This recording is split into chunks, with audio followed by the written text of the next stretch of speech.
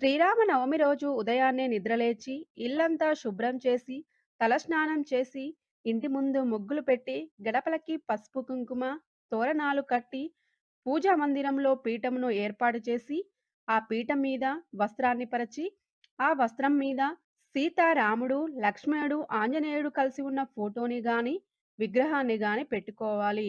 అలాగే ఇది నవరాత్రులలో చివరి రోజు కాబట్టి లలిత అమ్మవారి ఫోటోని గాని, లక్ష్మీ అమ్మవారి ఫోటోని గాని పెట్టుకొని, ఆ ఫోటోలకి, విగ్రహాలకి గంధం, కుంకుమ బొట్లు పెట్టి పువ్వులతో అలంకరించాలి. తర్వాత మనం ఏ పూజ చేసినా ముందుగా వినాయకుడిని పూజిస్తాము కాబట్టి, వినాయకుడి విగ్రహాన్ని పెట్టుకోవాలి. కలశం పెట్టే ఆనవాయితీ ఉన్నవాళ్ళు కలశం పెట్టుకోవచ్చండి. ఆనవాయితీ లేనివారు కలశం పెట్టుకోకున్నా కూడా పూజ చేసుకోవచ్చు. ముందుగా దీపారాధన చేసి, దీపాలపైన అక్షింతలు గాని, కుంకుమను గాని వేసి నమస్కారం చేసుకోవాలి.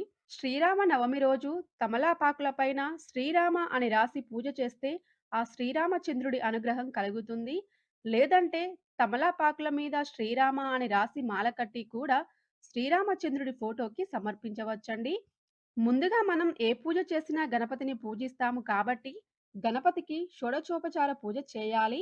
తర్వాత కొన్ని అక్షంతలు, పువ్వులను చేతిలో తీసుకొని, పూజలో ఏమైనా తప్పులు ఉంటే క్షమించి, పూజను సంపూర్ణంగా జరిగేలా చూడు తండ్రి అని కోరుకోవాలి.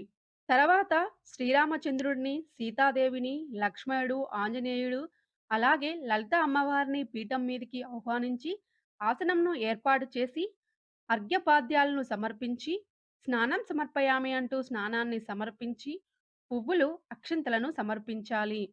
ముందుగా అమ్మవారికి షోడచోపచార పూజ చేసి, అమ్మవారి యొక్క అష్టోత్తర శతనామావళి చదువుతూ, చిల్లర పైసలు, అక్షింతలు, గోమతి చక్రాలు, లక్ష్మీ గవ్వలు, రూపాయి నాణేలతో పూజ చేయాలి. అమ్మవారికి నైవేద్యం సమర్పించి, ఆరతి ఇచ్చి, తాంబూలం సమర్పించాలి. తులసి ఆకులంటే శ్రీరామచంద్రుడికి ఇష్టం. బిల్వ పత్రాలంటే సీతాదేవికి ఇష్టమండి. మీకు వీలైతే తులసి ఆకులు, బిల్వ పత్రాలతో శ్రీరామనవమి రోజు పూజ చేయండి. తర్వాత శ్రీరామ అష్టోత్తరము, శ్రీరామాష్టకము వంటి శ్లోకాలను చదువుతూ సన్నజాజి పువ్వులతో గాని, తామర పువ్వులతో గాని పూజ చేయాలి. తామర పువ్వులు, సన్నజాజి పువ్వులు లేకపోతే ఏవైనా పువ్వులతో గాని, మీ దగ్గర ఉన్న ఏ పువ్వులతో గాని, అక్షింతలతో గాని పూజ చేయవచ్చండి. ఈ శ్లోకాలు చదవడం రానివారు శ్రీరామ అనే నామాన్ని 108 సార్లు చదువుతూ పువ్వులు, అక్షింతలతో పూజ చేయాలి. పూజ పూర్తయిన తర్వాత శ్రీరామచంద్రుడికి ఎంతో ఇష్టమైన పానకం, వడపప్పు, చలిమిడి మరియు కమలా పండ్లను నైవేద్యంగా సమర్పించాలి. అలాగే